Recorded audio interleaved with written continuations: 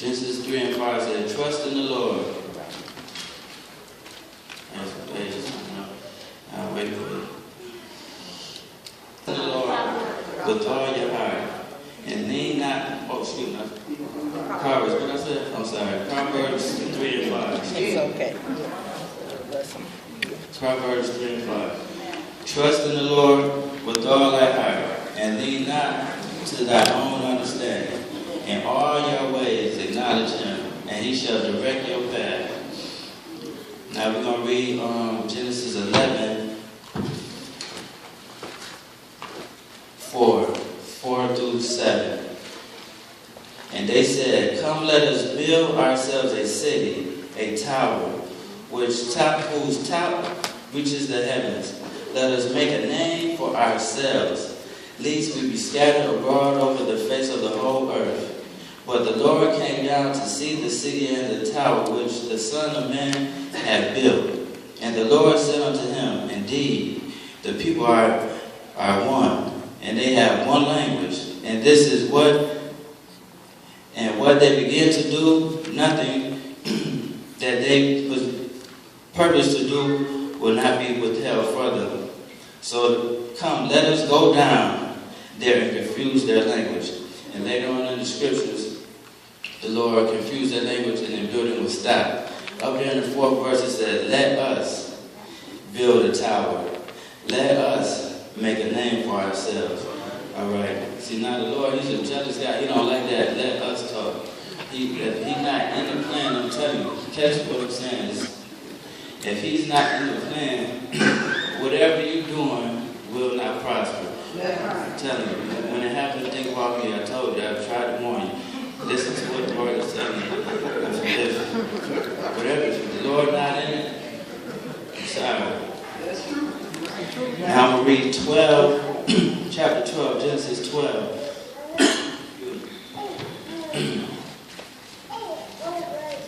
Now the Lord said unto Abram, get out your country from your family and from your father's house into a land that I shall show you. I will make you a great nation. I will bless you and make your name great, and you shall be a blessing. I will bless those who bless you, and I will curse him who curse you. And the families, and in you all the families of the earth shall be blessed. Y'all see the difference there? Yeah. Now, you can struggle if you want to and run in the wrong direction. You know, God has a purpose for your life, but you could be trying to so persistent this way here, and God tell you to go right. You can be working hard, sweating, double time, overtime, triple time, not seeing your kids, whatever, not missing church, you know, trying to build your tower, trying to build your name, trying to, you know, secure you a lifestyle. But God said, I will make you a great nation. I will bless you. And so, all you have to do, this is faith here, all you have to do is come to Tuesday night, Friday night, Sunday. You know, it was a time when the Lord brought me out of the streets. I was making $1,000 every 2 days, you know, just off one product, you know. But then when the Lord called me in, I was working on a job making $9 something an hour. So y'all know the math is at in the week. Lord have mercy. You know what I was saying, I only had enough for gas and my tithes and my offering. And that was it. You know, bills, whatever. But tithes, gas in the car, tithes, and everything else, that's what it went to. Because see, gas gonna get me here to church. Gas gonna get me to work. And my tithes gonna bless my paycheck, you know, just so I could keep. I had a family, I had a young daughter at the time, you know, and I needed the Lord, you know, to work things out for me, you know. I don't want to do this.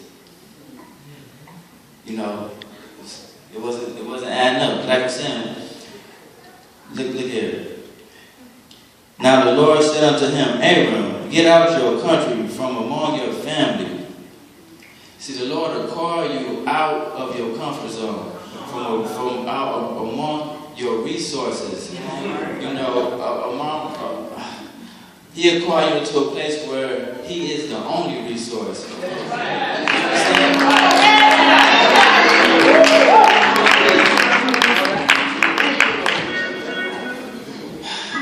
Let me tell you how I know this.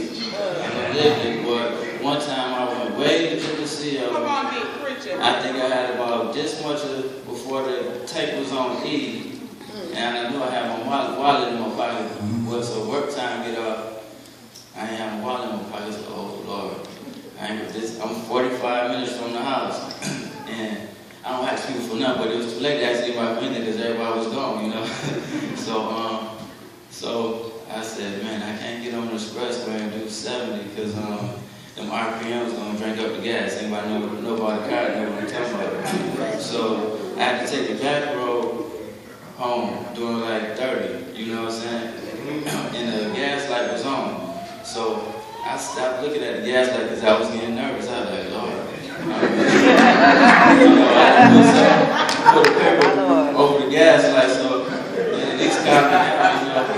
And I said, well, I'll just go by when the car started puttering. I know it's over with, but I made sure I stayed where at least I'm in the country back road. So I was like, well, I knock on somebody's door.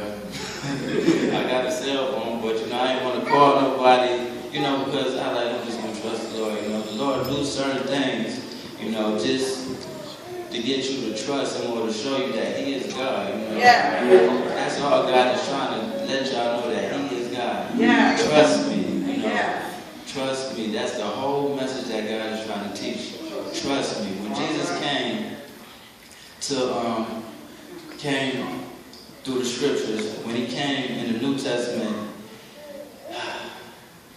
He done the miracles for the church. You know, see, the church had made it to a place of comfort, you know, where there was no longer, they had made it to a place of comfort where they was in with the crowd, you know, and there was no pressure, really, I should say. But they weren't doing right, though, you know. They had established their own righteousness, you know, and that was bad. That's why when Jesus came, He came up tearing up the house, because before He allowed that to happen, you know, He had to come and restore order, you know. It's a shame, you know. See, Jesus wasn't coming about power, about trying to sit on the throne. He was just trying to reestablish things back in order. See, the Pharisees, they was worshiping, more focused on worshiping the temple, you know, but they was missing God. When Jesus healed the lame man, when He said we forgive His sins, the Pharisees said, "Who is you? You're not God. How can you forgive His sins?" And you know, so Jesus raised him up and let him walk. You know, just to let him know that I am God, and you missing the big picture that I'm God. I'm coming down here doing all this, and you yet missing the picture. You yet missing the picture. Church, be careful that you don't miss the work that God is doing. But I'm going to keep on moving. That was off from the point that I was trying to make. But again, just to reiterate, man can never be complete without God. He can never discover or fulfill the true meaning of his life without a relationship with an indwelling God. See, God is a compass for man's life. Do you understand that? He is a compass. Without God, you're lost, no direction. No direction. You really just waking up, going to sleep. No purpose. No purpose. The failure of man is a pattern all through the Bible up to the current time. Cain, he rejected God and became a murderer. Lot, he tried to move away from the very presence, from the influence of God, and it cost him his family. Now, I believe if Lot would have stayed with Abraham, he would have been fine. But see, sometimes people don't like to obey leadership, you know. And when you don't want to obey leadership, you got your own attitude, your own agenda, and whatever the leader is talking about, you're really not in agreement with anyway, so it's going to be bigger and then it's going to be strife. It's going to be separation. So, you know, Lot, that did not have to happen to him. So Lot went to a city, Sodom. And after that, Abraham had to go and save him again. And then after he saved him, he still, I'm going back there. You know, he went somewhere else. He went up to the hill. See, Abraham, Lot had established, I think the Bible teaches us that he was a gatekeeper, or he had made it to a level of something like a mirror, because he watched, or anybody that came into the city, he greeted them, you know. So yeah, they made it up the ranks to. So what I'm saying is, you can't. It's not good to try to secure a lifestyle of peace or a comfort lifestyle without God. You know, you can't do nothing with God. You know, it's gonna come down. The Lord end up raining fire on that city. You know what I'm saying? Y'all get what I'm saying? Your life has no purpose, or whatever you building up is going to be torn down if God is not in your life. Or if it's not in your life.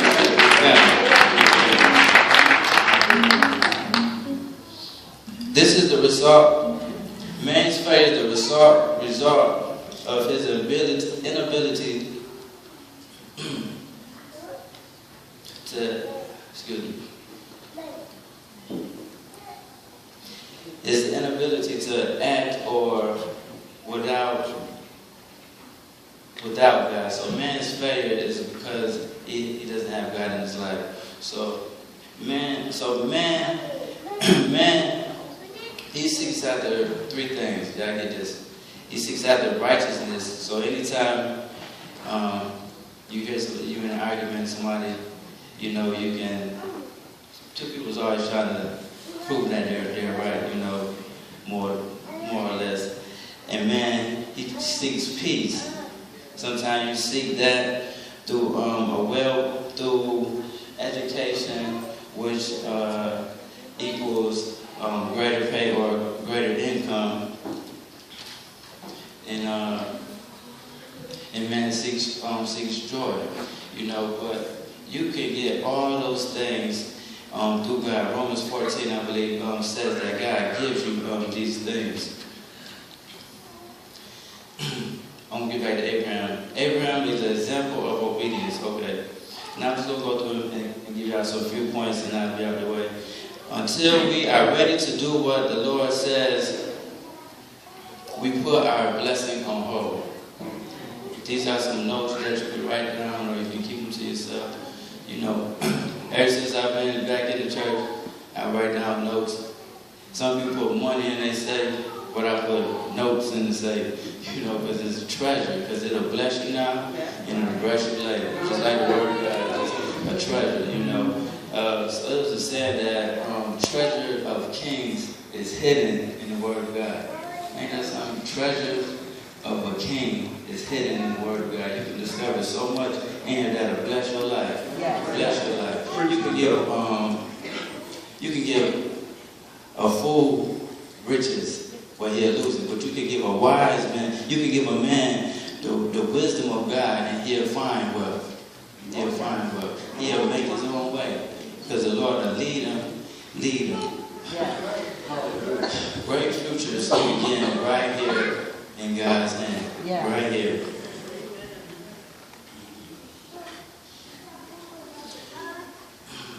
When God calls you out, He calls you to something. See, God is a prepared God. He's not any old God that just have do or ain't got no plan. If He calling you out, He calling you to something. So, you know, we just have to let go of whatever we holding on to. What God has for us is greater. It's greater. You know, whatever we holding on to probably maybe broke down or is incomplete.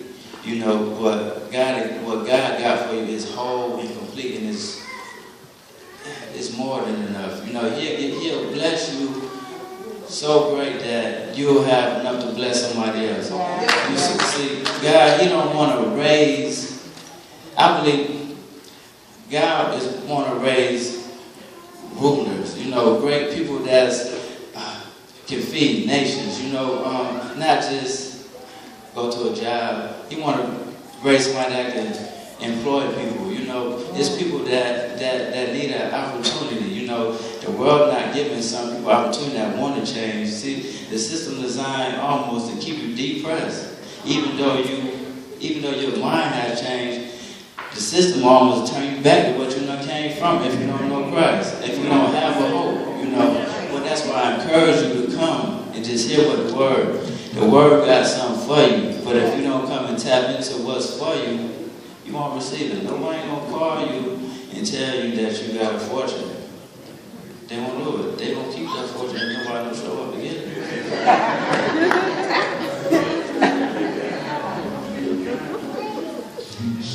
God will make you great. With the greatness, there comes great test. One day I saw the word greatest. Y'all know how to spell greatest. If you separate the word, it's a great test. Great test. So if you want to be great, you're looking for, you call actually for great test. But that's all right though, you know. I'd rather be great and go through some tests, you know, and rather stay still and don't see the awe of God. You know, God has good treasure for you. You know, God bless everybody, the unsaved and the righteous. You know, but then He has a good treasure for His obedient one. You know, He knows the desires of your heart. He knows the desires of your heart. He just wants your heart to be in the right position.